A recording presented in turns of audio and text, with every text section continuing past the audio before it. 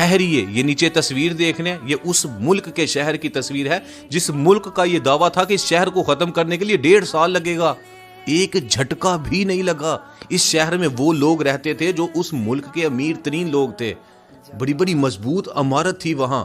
اب ہم لوگ یا ہمارے لوگ یا ہمارے عام مسلمان یہ سمجھتے ہیں کہ یہ لوگ ہی طاقتور ہیں، یہ لوگ ہی کامیاب ہیں۔ اب آپ کو پتا چلا کتنے کامیاب ہیں؟ اپنے اللہ پہ یقین رکھیں، ہم اس خدا کے بندے ہیں جو ذرے کو چاہے تو پہاڑ کر دے، پہاڑ کو چاہے تو ذرہ کر دے۔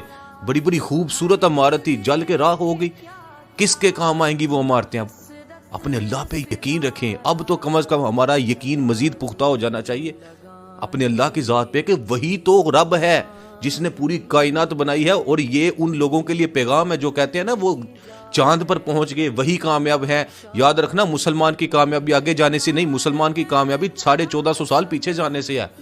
ابھی بھی وقت ہے ہمارے لیے، ان کے لیے نہیں، ہمارے لیے وقت ہے کہ ہم اپنے اللہ سے پیار کریں۔ ہمیں پتا ہو کہ ہمارا رب قادر ہے اور وہی ہمیشہ رہے۔